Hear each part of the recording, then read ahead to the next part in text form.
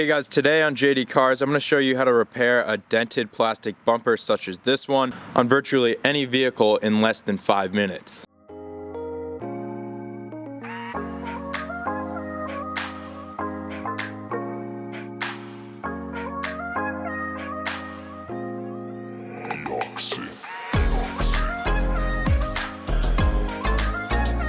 So as my dad asked me, what happened to the Jeep? So I was on an off-roading trail that I've yet to show you guys. I should film a video about it. And there was a tree down in the middle of the trail.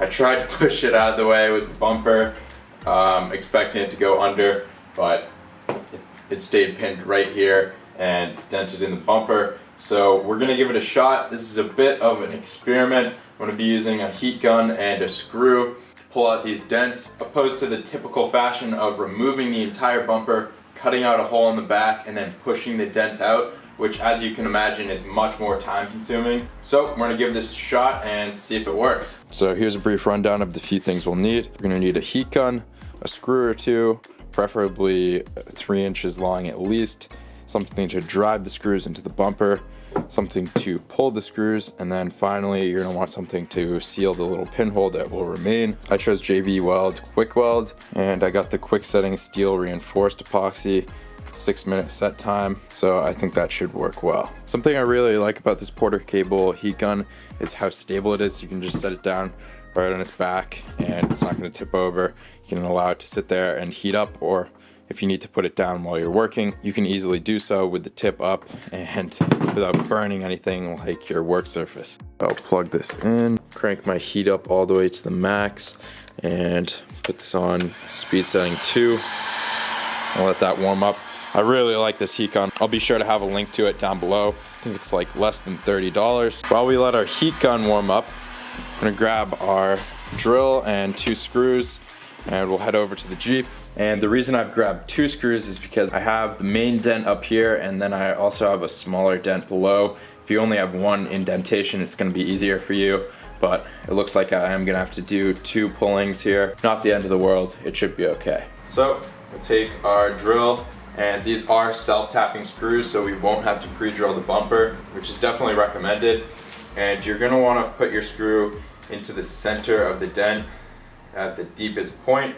So the deepest point of this dent appears to be right here towards the top.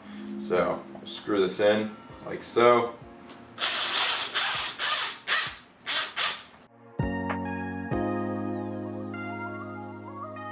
Alright, heat gun's all warmed up, and we're now going to start warming up around the perimeter of the screw. We don't want to warm up the center of the dent because we want that small section of plastic to stay rigid enough to pull on the screw, but we do want to heat up around the perimeter. I'll start a stopwatch here and we'll see how long it takes to heat this up.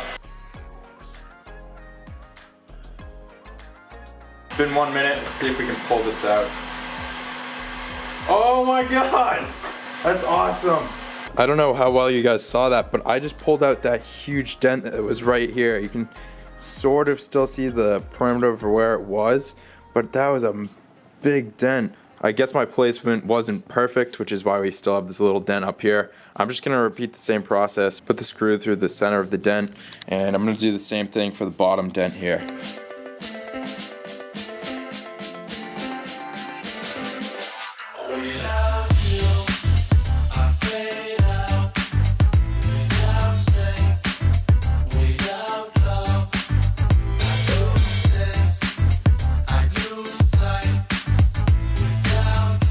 And just like that, we popped the dents right out of our Jeep bumper, and now all we're left with is a couple pinholes from our screws that we just gotta fill up with some JV Weld. Now the instructions are gonna be different on different epoxies, but basic instructions are gonna be the same. Clean and prepare the area. I just washed the Jeep before filming this video, so that's all set. We're gonna mix the 2 polymers to activate our epoxy.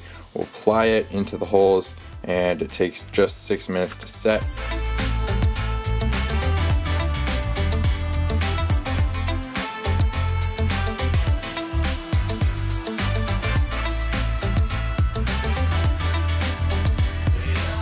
This looks like it'll be a really good color match. Try to press it into the hole And I'm not really too concerned about the shape of it because this is sandable epoxy. So I'm just trying to get it worked into the hole there so that we seal it up nicely.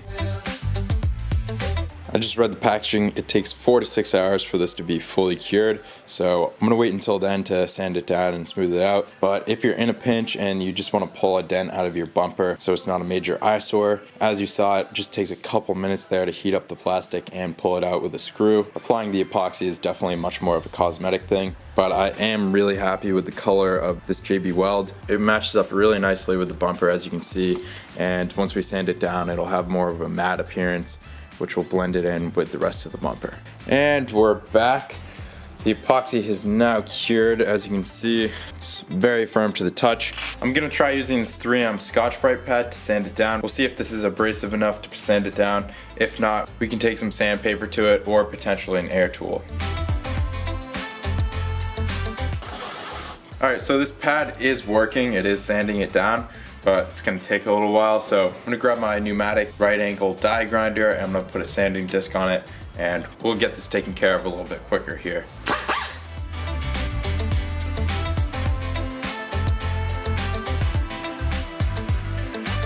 So the angled die grinder did a great job of removing the majority of the material. I am gonna come back to this Scotch-Brite pad here just to do some of the fine sanding by hand.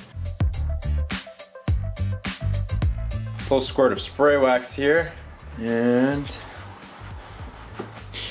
she's looking good. Definitely looks a lot better than when we started. Obviously it's not going to be a perfect color match, as you can see, but from afar it's a huge improvement without a doubt. Just a quick note to anybody wondering, this video was filmed prior to the installation of my new halo headlights and halo fog lights. If you're interested in seeing that video, be sure to check it out on the JD Cars channel. So just a quicker video today. I hope you guys enjoyed this video covering how to pull a dent out of your Jeep bumper. Please leave a like below, subscribe if you've yet to do so, and leave any suggestions for Jeep videos or other videos down in the comments below. Thanks guys, I'll see you next time on JD Cars.